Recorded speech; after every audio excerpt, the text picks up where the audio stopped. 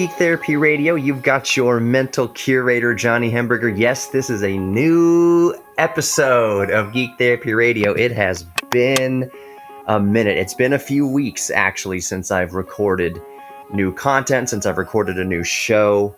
What has happened in the past few weeks? I have had son number 2. My son, Marshall Samuel Hemberger, is now in the world. He's happy, he's healthy, a little fussy at times, but all I really care about is that he's got 10 fingers, 10 toes, and he's just a healthy, vibrant baby boy, and I couldn't be more blessed, I couldn't be more fortunate, I couldn't be more privileged to be the father of 2 wonderful boys. Riker's doing great. He's 3.5 or so years old. He's a fully functioning 3-year-old. I don't even want to call him a toddler anymore. I think maybe at 3 years old, he's a little boy. Riker is a bona fide little boy now.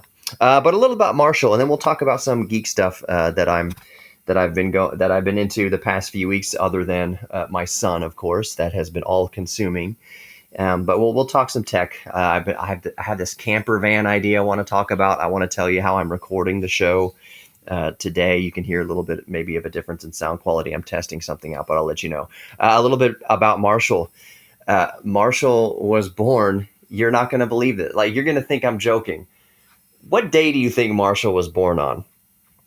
It's so geek apropos. Marshall was born on May 4th, 2024. May the 4th be with you. He was born. My son was born on Star Wars Day. I can't make this up. My son was born May 4th on Star Wars Day.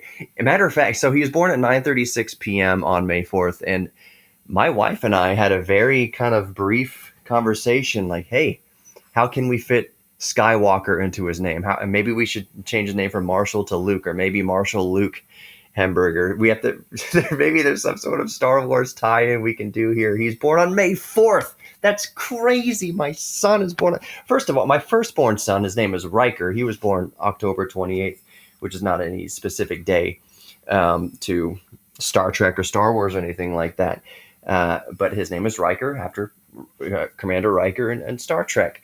My second son did not have... Well, Marshall, I'll explain the name Marshall here in a minute. But he was born on... So I got one Star Trek son and one son that was actually born on Star Wars Day. And I'm a geek, and you're listening to Geek Therapy Radio. How does that all line up? That's such a funny thing. It was a buzzer beater. Like I said, 9:36 p.m. when Marshall was born on May 4th. And we were kind of like... I kind of wanted to go push down on Sarah's stomach. It's like, all right, if he ain't here by 11:45 p.m., I am going to try to induce her myself somehow. Oh, I'm being gross. But no, Marshall was born May 4th, 9:36 p.m., 7 pounds, 7 ounces. Just a beautiful baby boy. He is in... I've got line of sight on him right now. He is currently sleeping, which is why I'm taking this opportunity to record an episode of Geek Therapy Radio. Riker is out with mommy doing a meet and greet with the new teachers for summer school, and that is why I have a little bit of time here. Hopefully, I might have to jump off the mic to go tend to Marshall. And if I do, I'll bring the microphone over towards him so you can maybe hear him cry a little bit. That's about all he can do right now. He's 3 weeks old. Almost a month old, actually. So, yeah. So here's onto some geek stuff. You may notice a little slide in audio quality versus most episodes. And I'm recording with my GPD WinMax 2. It's got the 6800U in there. It's been out for a little over a year. So I've had it for a little bit over a year. It's been a wonderful, just amazing, like all-in-one laptop with more ports than you can shake a stick at. Built-in Xbox controls, full size, not big enough keyboard. Trackpad's a little small, 10-inch screen. It's a great all-around laptop. I edit videos with it using DaVinci Resolve. I'm obviously using Reaper right now to record this podcast. And I'm using the built-in microphone of the GPD WinMax 2. That's the big kind of tinker here during this episode. Some episodes I kind of tinker with things. Usually I'm tinkering with, if I tinker with something on the air, it's that I'm using a different microphone, or that I'm using a different computer, I'm using a different compressor, I'm using a different audio piece of gear, whatever. But right now, the live tinker, as I'm recording, you're not listening to this live, but as I'm recording right now, the tinker while I'm recording is that I'm using the built-in microphone to the GPD WinMax 2, which is not. So I've talked about, and I've demonstrated in past episodes, that one of the reasons why I love my MacBook Pro, I've got a M1 Max or M1 Pro, MacBook Pro, 16-inch, whatever.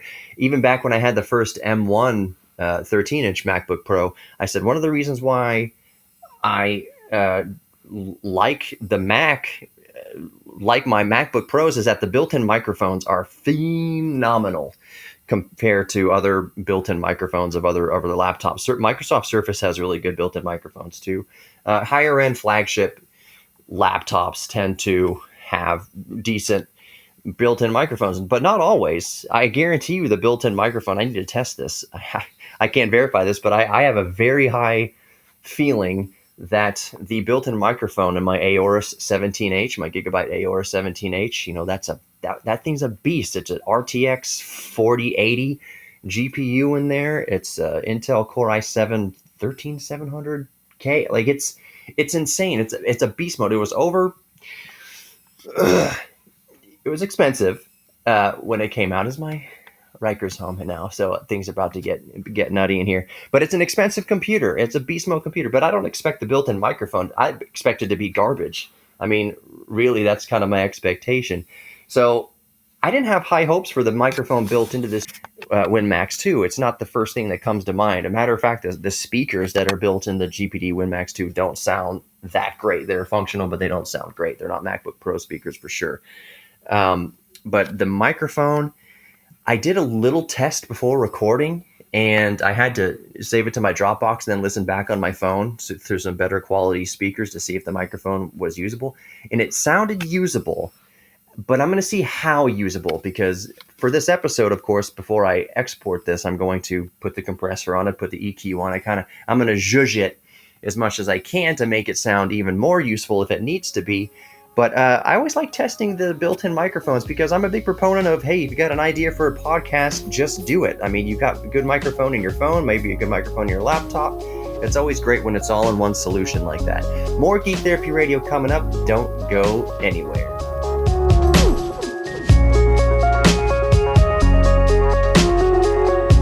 Welcome back to Geek Therapy Radio. You've got your mental curator, Johnny Hemberger. I did a little switcheroo over the break, and now you are listening to the built-in microphone of the ROG Ally. And I did a quick little test, a little audio test between the segments here, and I think, if I could be wrong here, something could, mess up in the wash or whatever, be different in the wash when I go to render, I don't know. But I think this microphone sounds better.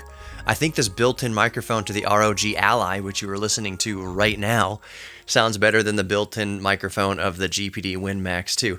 What a niche observation to make. What niche information to give to you. There's two microphones that I can see on the ROG Ally. On the face of it, there's a little dot over on the left-hand side of the screen. There's a little dot in the top right of the right-hand side of the screen. And those are the two microphones. And I like that in Reaper, it's actually kind of neat.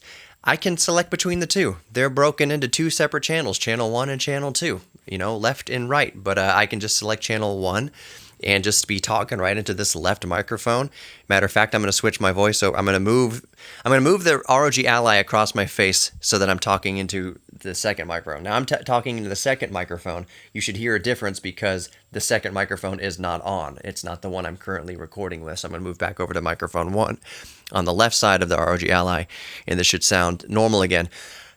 This is Geek Therapy Radio. This is what we do. I've said it once or twice on here, and I'm sure, I'm self-diagnosed ADD. If I don't have attention deficit disorder, then I don't know who does, because I've been tested as a kid, and it was kind of, as I recall in elementary school, it was just kind of inconclusive. Again, this was back in the early to mid 90s. So I don't ADD, and not that autism is necessarily linked with ADD. I'm not an expert on this, but maybe it is, maybe it isn't. But I'm just saying that whole field of attention deficit disorder and what the spectrum was for autism was not what it is today. Back in the early 90s, it was a lot more limited. And again, take this all with a grain of salt, because I am not speaking as an authority on autism. I'm not speaking as an authority on attention deficit disorder. But I think even just by listening to Geek Therapy Radio, just by listening to past episodes, you can kind of say, yeah, that guy probably has a touch of the ADD. But when I got tested as a kid, I seem to recall it was inconclusive. And the doctors prescribed Adderall, I believe it was. They said, here, try this and see if it kind of helps. This was like 7th grade by this time, 7th or 8th grade, where I actually got prescribed Adderall for basically just in case I had ADD. They're just kind of just prescribing things willy-nilly. They couldn't really decide if I was ADD or not, but they said, try this. And I took it for like 2 days. I took one pill in the morning before school for like 2 days and then stopped. I did not like the way it made me feel personally. I did not like the way it kind of made me zombied out and kind of kept... I like that my mind is scattered and that it goes to all sorts of different fascinating subjects at any given moment. I didn't like being altered. And that's just kind of my stance on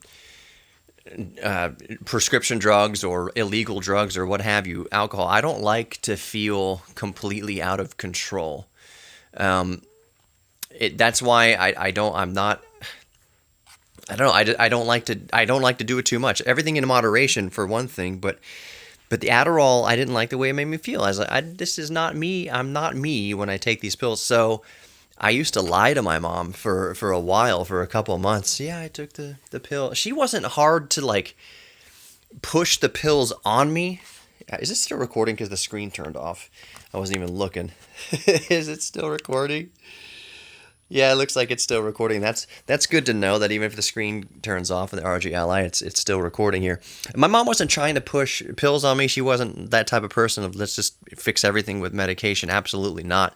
But it was worth, for my condition as a kid, it was worth a try. That's why she said, let's just try it. And I don't know why I hid from her the fact. Usually kids hide that they're taking drugs. Like that's the secret you keep from your parents, is that you are taking drugs or that you did score some pills or whatever at school and that you hide it. I was hiding from my parents that I wasn't. I was telling them that I was taking it when I wasn't. I was tossing the pill. I would go back up to like, okay, I'm going to go brush my teeth and take my pill.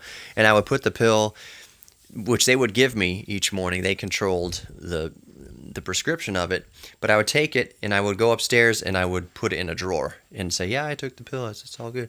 So I was lying about not taking it, if that makes sense, where every other kid in my class, basically, not every other kid in my class, but kids usually hide the fact. You're not going to, if your parent asks you, did you smoke some weed? No, I promise. Did you drink? No, I didn't drink. With me, it was the opposite. I was like, no, I totally took the Adderall. I totally did. It was the opposite with me. But anyways, getting off on a tangent. I don't know what other outlets you might listen to that test the built-in microphones for podcast purposes of different devices. I think that could be a podcast in and of itself. I think that could be a YouTube channel in and of itself. There's a YouTube channel that I follow I think it's called Podcast Stage or Podcastage. And basically the guy would, and as some of you listening probably know it, basically the guy would test just all the microphones. He would test cheap little natty microphones, cheap Behringer microphones, all the way up to more expensive Neumann, like TLM 103 microphones, which about $1,000. It's those are expensive for microphones for most people. $1,000 on a microphone is expensive. So a Neumann TLM 103 is higher. Anyways, Podcast Stage, he tests all the microphones. There might be a channel. Maybe it would be Geek Therapy Radio, though I just don't know how much time I would have.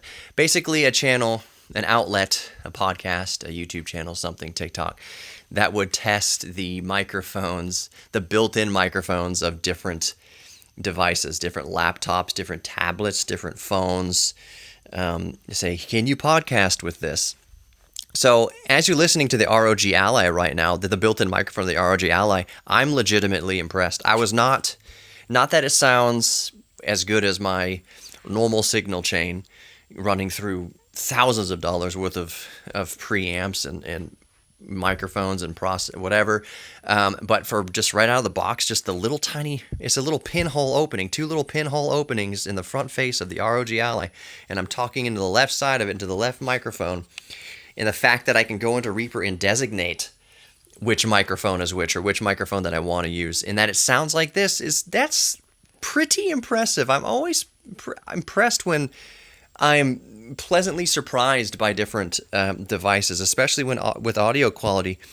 I talked about the M1 MacBook Pro in the past segment, that one of the reasons why I like the MacBook Pro, at least the current ones, is that not only are the speakers great, but the microphone, the built-in microphone that is usually the main microphone for those of you who need a refresher, the main microphone in MacBook Pros are under the left speaker grill. So they have an array, like 12 or 13 microphones all around the chassis of a MacBook Pro, but the main microphone, like if it's only using one microphone, one designated mic, the main microphone, the primary microphone in a MacBook Pro is under the left speaker grill. So that's how you get the best results when you're recording a podcast or whatever you need to do a voiceover for. Increasingly, well, I won't get off on that tangent, but I want to tell you what's been on my mind incessantly for the past few weeks. And you might say, well, isn't it your second-born child that was just born 3 weeks ago, Marshall? Yes, of course. That is what every waking moment, and there are lots of waking moments these days, spent with an infant who is almost a month old.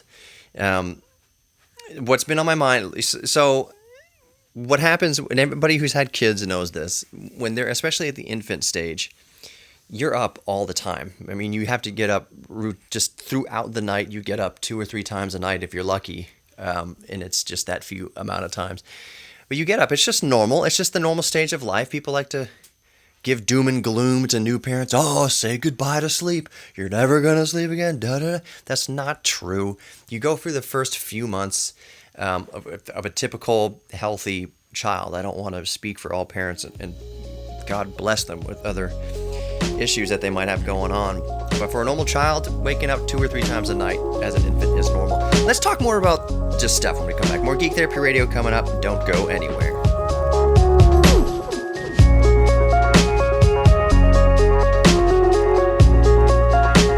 Welcome back to Geek Therapy Radio. You've got your mental curator, Johnny Hemberger. I am just chuffed that the built-in microphone of the ROG Ally, which is what you're listening to right now, sounds as good as it does. Like I said, it doesn't sound like a $1,000 signal chain going through a large diaphragm condenser microphone or anything like that, or a broadcast microphone, an Electro Voice RE20. It doesn't sound like that. But for a gaming handheld, the built-in microphone doesn't even have any business sounding this good as it does. And this is the ROG Ally. This is the OG, original gangsta ROG Ally, Republic of Gamers Ally, from who makes this? Asus? Who makes the ROG? Why am I blanking out on who? I think it's Asus. Yeah, Armory Crate. Yep, yeah, I got it. Asus. Unless I'm totally brain farting. I brain fart a lot on this show. I think a lot of y'all listening, especially if you've been with me over the years, some of y'all call me out on it, and I appreciate that, and I understand it, and I know what you're saying. So sometimes when I record a show, I'll go back and listen to it as I'm editing, or not even as I'm editing, because sometimes even when I'm editing, I miss it also because I'm too close to it. But I go back and listen to shows like a few weeks later. I have put some distance between me and the production process, and I go back and listen to shows. I hear really just blatant kind of mistakes, misspeaking, maybe saying a wrong pedantic thing. So like I remember a couple years ago, I mentioned the frequency of RAM. I was like, yeah, I built a new computer. It has 3600 megahertz DDR4 RAM, which is a like is different from the frequency of a CPU. Mega transfers. I misspoke a little bit about how RAM speed is measured and how it's implemented, and somebody listening emailed me back and said, hey, that what you said was wrong. It has nothing to do with I was like, yeah, and I misspoke. Other times I'll just flat out say the wrong word. And hopefully y'all, I kind of trust the audience to fill in the gaps. Like, oh yeah, he misspoke. Because that's what I do to other podcasters and other content creators is, I'll listen to a podcast from MKBHD or Linus or something like that, and they'll misspeak, and I just kind of, you use your context clues to understand what they're really saying, and you kind of chalk it up. Yeah, people, especially with stream of consciousness, can kind of misspeak on some things. It doesn't mean they're an idiot. Doesn't mean they're completely wrong necessarily. It just they misspoke. So I go back when I listen to shows a few weeks later to check in on things. I'm like, how did I miss that? That was such a blatant misspeaking on my part. I said the wrong thing there. How did that slip through the cracks? So anyways, here's what I've been geeking out about since Marshall was born a few weeks ago. I've been thinking about this idea for a few years now. It's always kind of been like a dream, just kind of relegated to the back burner of my psyche, of my consciousness. Yeah, it's just a nice dream, but now I've been obsessing over it for the past few weeks, and just really trying to poke holes in the notion of it all and the practicality of it all. Is this something that can actually be done? Is this a pipe dream? If I did go through with this, how would I make it work and function day to day? And that idea is this. I mentioned at the beginning of the show. My dream right now, in my fantasy over the past few years, has been to build a man cave office shed, basically. And that kind of fell through. I applied with the HOA to build a nice, beautiful office shed in my backyard, fully finish it out, and it would increase curb appeal, increase property value, increase the value of the home, look nice, be a nice addition to the home. In the backyard, it would match, it would look great. HOA said no, you can't have any shed in your backyard over 6 feet tall, which is basically so you can't see from your neighbor's fence or whatever like that. And no matter how much I would explain to them, I was like, you're fixated on this word shed. And yes, that is, I'm going to buy a prefabricated whatever from Lowe's or Home Depot, a tough shed or something like that. But it's going to be finished out. This is not some ugly eyesore. It's the roof. The shingles of the shed are going to match the shingles of my roof. The color of the shed is going to match the exterior color of the house. This is a very nice thing. What the HOA is thinking is that you're going to build some sort of corrugated metal 2x4 monstrosity, kind of. It's just like a lean-to shelter, Bear Grylls style. Like you're just gonna have a sheet and some sticks in your backyard, and that's gonna be your shed. I think that's what the HOA is worried about. I could not explain to them clearly enough that this is not just some shed like you're thinking, where you're gonna throw shovels into and it's gonna get rusty and become an eyesore. You need to think of this as an extra structure on the property. They say, oh, well, if extra structure on the property, then you're going to need foundation. You're going to need to hire electricians and plumbing. You have to hook up to city power. You have to hook up to the grid. You're going to have to hook up to the city water. And y'all aren't getting it. So I just abandoned it. I just said, you know what? Screw it. I'm not going that route. But I found a loophole, and this is my obsession. Why not just build a shed on wheels? You know those giant cargo vans, the Ford, the Ford Transits, the Dodge ProMaster, the Nissan Envy, whatever, the Mercedes Sprinter, those big giant vans.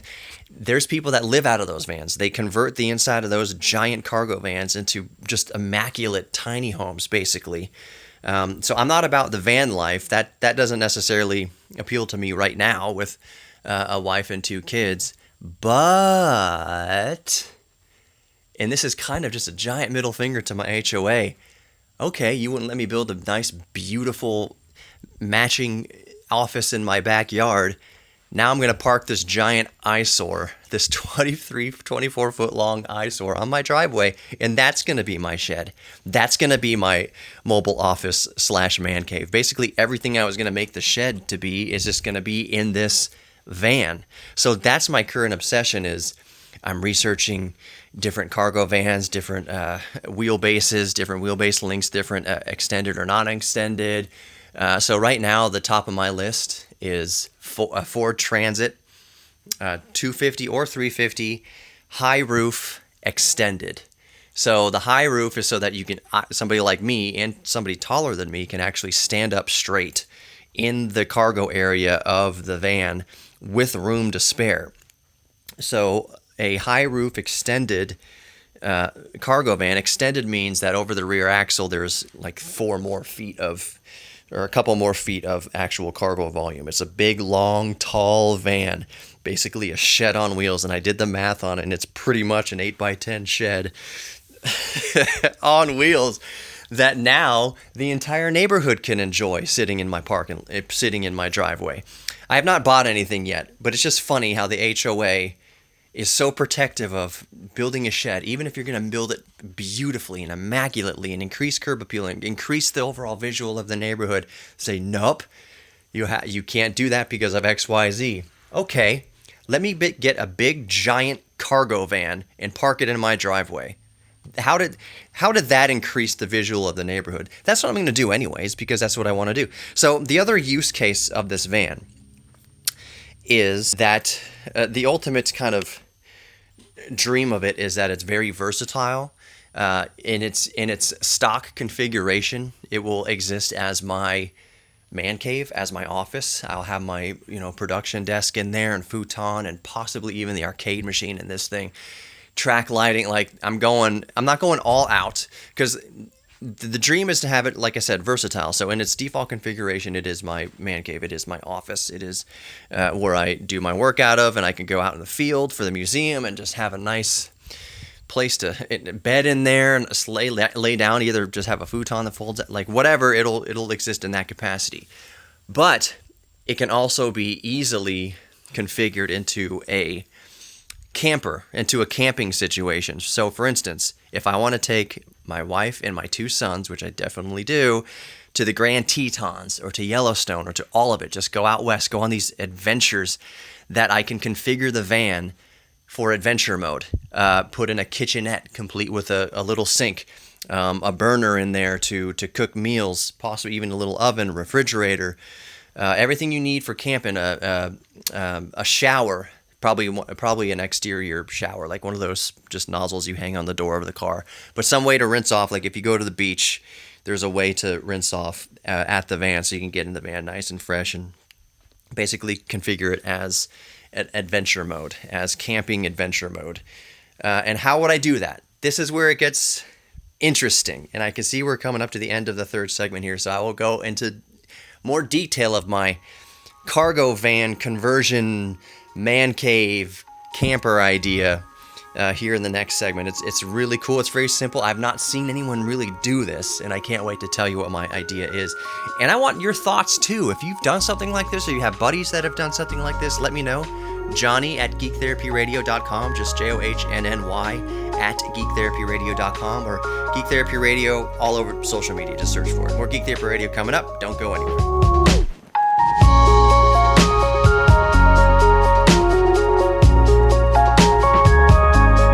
Welcome back to Geek Therapy Radio. You've got your mental curator, Johnny Hemberger. I am still just kind of pacing around my bedroom, recording into this ROG Ally. The left, there's 2 mics on the face of it. I'm recording into the left side of it. That's the microphone that I'm using, and it sounds pretty good for a freaking gaming handheld. Like I said, it didn't sound like my large diaphragm condenser going through thousands of dollars of equipment, but for a built-in microphone to a gaming handheld, not bad at all. Oh, I hear Marshall stirring. Let's see if I can get him on the show a little bit. Marshall, what do you think? Oh, Marshall. Oh, those are the first little sounds of a hungry boy who's been snoozing and now he's hungry. So usually he kind of falls back to sleep after making those little noises, but I'll keep an eye on it. This is just dad mode. This is recording radio shows and podcasts in full dad mode. This is just how it is. So back to my camper van, build out cargo van, studio man cave on wheels, shed on wheels idea. I mentioned that it could exist in different configurations. So when you go on YouTube down a rabbit hole of camper van conversions or cargo van conversions, Ford Transit conversion, Ram ProMaster conversion, Mercedes Sprinter conversion, van life. Just type in van life. It's a whole thing that exploded over the pandemic. People said, you know what? Screw houses and screw an apartment. I'm buying a cargo van and I'm converting it to a tiny home on wheels. Van life. If you go down that rabbit hole on YouTube, you see some amazing conversions. Straight up luxury home on wheels. Like, it's insane. The cost to build these out. So they buy the vans for X tens of thousands of dollars. Let's say they buy a new Ford Transit 150, high roof extended. They buy that thing brand new from the factory for $60-something thousand or whatever it is. Just bare bones. This engine, steering wheel, and a cargo van. And then you build it out. These people are putting tens more thousands of dollars. The really high-end conversions are putting, $100,000 more into the build out of this van to be this luxury tiny home on wheels. And they are super clever. They are extremely clever uses of space, extremely clever uses of materials, absolutely gorgeous on the inside. And here's the thing, I threw a bunch of numbers at you. I said it's like $60,000-$70,000 for the van right now, or whatever it is. And then you put another $40,000, $50,000 into converting it, building it out to be a little tiny home on wheels. So you're all in for around $100,000, over $100,000. But you don't have a mortgage. That's what a lot of people have done is they go way cheaper than that. You don't have to spend over $100,000 converting a van. You're all in cost. But whatever they put into it, they're done with it. So they don't have a mortgage. They don't pay rent. They don't pay the city for utilities. Their bills are, they basically they can cut their living expenses by 2/3. A lot of people cut it by more than that. And you think, well, what more do I need? I'll just put Starlink on this thing and do my work from the Grand Tetons, from the top of from the Grand Canyon, do my work from anywhere. So these conversions are very, very clever. A lot of high dollar, lots of high, craftsmanship. And I've never built anything out before. I've done very, very basic carpentry. That's not my thing. That's not my geek thing. It's not my strength. But part of the appeal of this whole process is going to be that it will test me. I will learn things along the way. So now let me tell you what the build out is actually going to be. It's going to be very configurable. It's not going to be one of these permanent conversions, very clever, nothing like that. It's going to have to be very basic to allow it to be very configurable. So here's what I'm thinking. And let me know your thoughts if you've done something like this, seen something like this, or not seen something like this.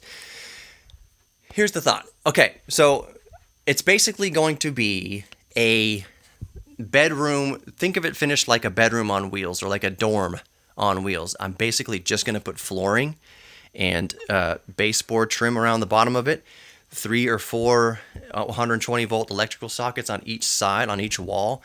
I'm going to finish the roof probably in cedar, maybe the walls cedar too, but the floors will just be kind of vinyl wood flooring, wood vinyl, like the fake wood vinyl flooring. So it's just going to look like a normal floor, fake wood floor in any random small room in your house. And then the walls will have the baseboard trim, the white baseboard trim going around the bottom. It still just looks like any old room in a house. The walls will probably be more fake vinyl wood. We'll see what route I go with there. It might just be all cedar from the walls and ceiling. Who knows? But you're just going to walk into it, and it's going to be this big open space. It's just an empty room. Picture an empty room in your house, a small empty room in your house. That's what I'm going to build the van out to be.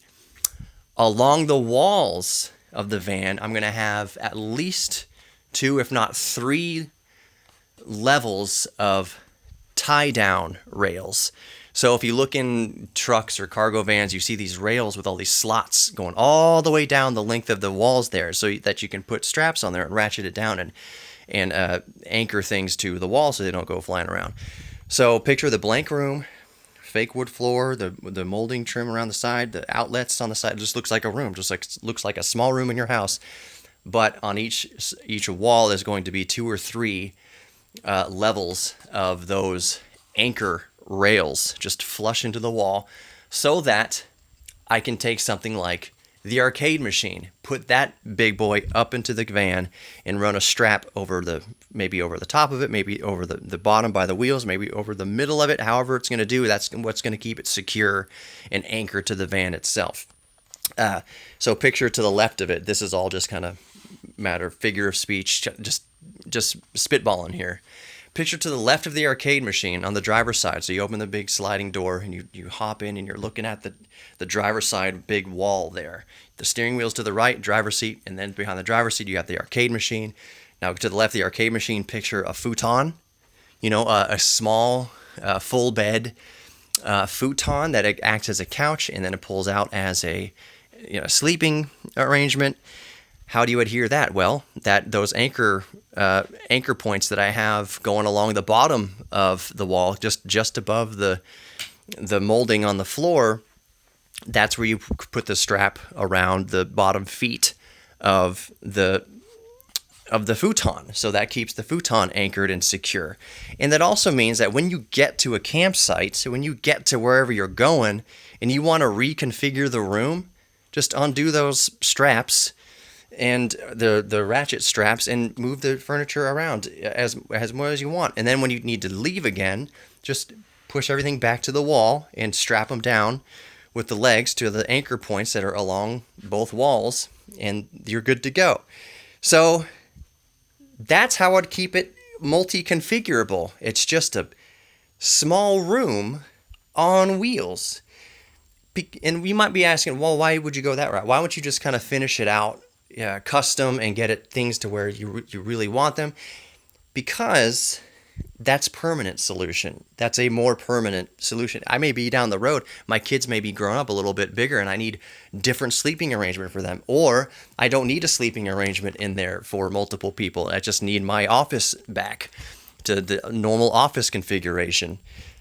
Just finishing out the van to be a small room on wheels allows me to configure it as needed on a whim.